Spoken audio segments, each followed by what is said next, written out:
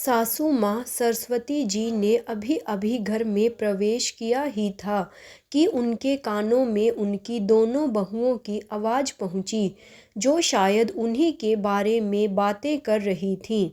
जानती थी कि दोनों के पास और कोई मुद्दा तो है ही नहीं, तो चलो इसी कारण दोनों सास के बारे में ही बातें कर लेती हैं। आखिर दोनों बहुओं की बातों का मुद्दा अक्सर वही तो होती थी, और ऐसा मुद्दा जिसका कभी निर्णय निकल ही नहीं पाता था।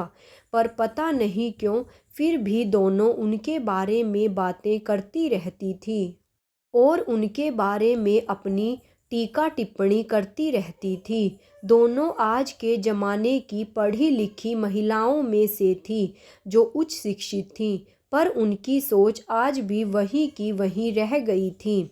आखिर शिक्षा तो लोगों को समानता का अधिकार देती है, लोगों के रहन सहन पहनावे का सम्मान करना सिखाती है, लेकिन यहाँ तो दोनों को अपनी ही सास के पहनने ओढ़ने को लेकर हमेशा समस्या रही थी।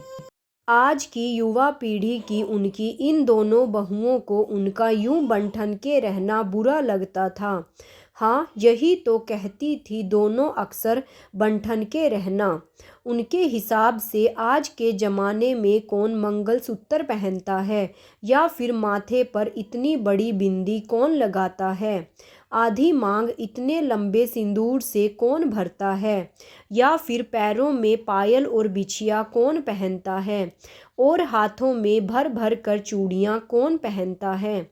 उनके अनुसार तो उनकी सास काफ़ी ओल्ड फैशन है, जो उनके स्टैंडर्ड से मैच नहीं खाती थी।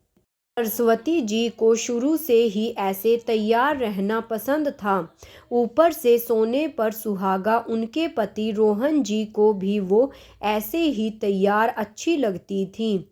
वो तो आज भी जब कभी बाहर जाते थे तो उनके लिए कुछ ना कुछ श्रृंगार का सामान जरूर खरीद कर लाते थे।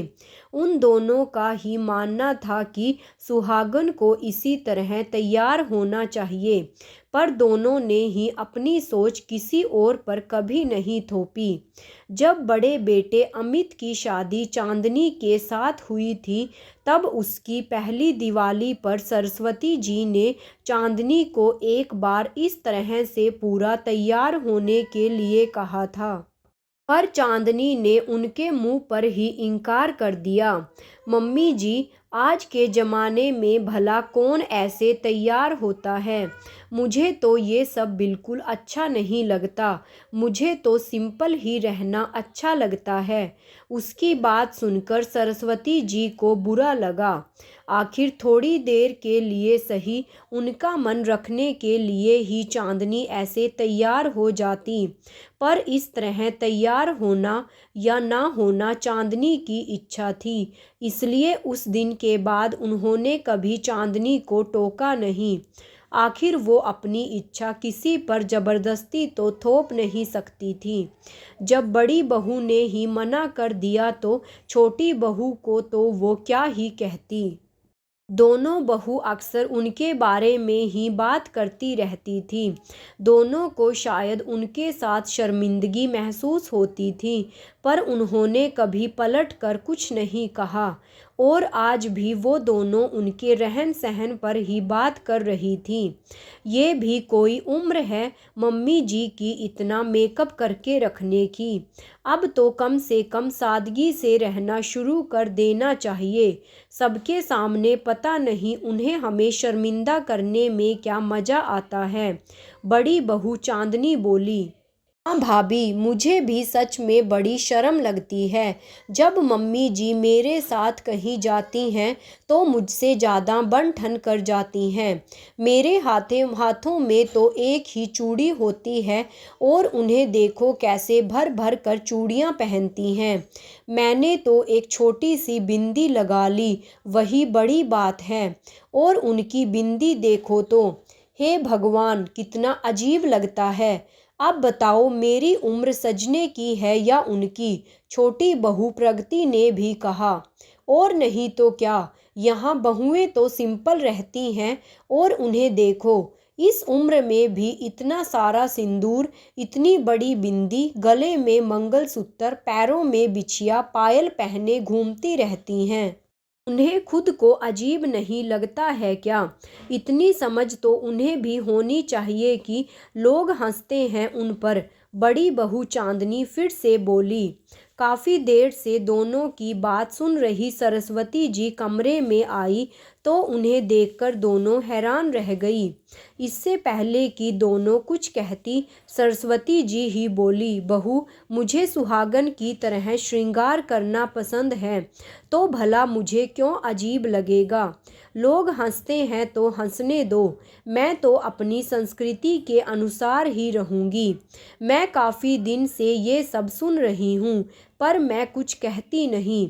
इसका मतलब ये नहीं कि तुम लोग मेरे बारे में इस तरह से बातें करो।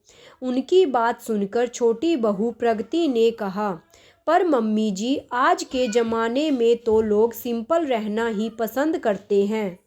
इतना सब ताम झाम कोई नहीं करता है। आखिर इतना कुछ पहन कर रखना, वो भी आज के ज़माने में तो सिरदर्द ही लगता है। फिर आप ये सब क्यों करती हो? हमें कितनी शर्मिंदगी महसूस होती है। कभी हमारे बारे में भी तो सोचो। बहू, सिंपल रहना तुम्हें पसंद है। मैंने तुम्हें तो कभी नहीं रोका। तुम जैसे चाहती हो वैसे रहती हो। मैंने तो अपनी पसंद कभी भी तुम लोगों पर नहीं थोपी। फिर तुम मेरे बारे में बातें कैसे कर सकती हो? मैं श्रृंगार करती हूँ क्योंकि मुझे श्रृंगार करना पसंद है। मुझे मांग में सिंदूर, गले में मंगलसूत्र, पैरों में बिछिया और पायल पहनना पसंद है। और मैं अपनी सोच के साथ खुश हूँ, तो तुम भी अपनी सोच के साथ खुश रहो ना। मैंने सास होते हुए भी तुम पर कभी दबाव नहीं बनाया कि तुम ये सब पहनो। तो तुम बहू होकर मुझ पर कैसे दबाव बना सकती हो कि मैं क्या पहनूंगी? और रही बात शर्मिंदगी की, तो ये तुम पर निर्भर है कि तुम मेरे साथ जाना चाहती हो या नहीं। कहकर सरस्वती जी अपने कमरे में चली गई। आखिर सरस्वती जी की बात सुनकर दोनों चुप हो गई।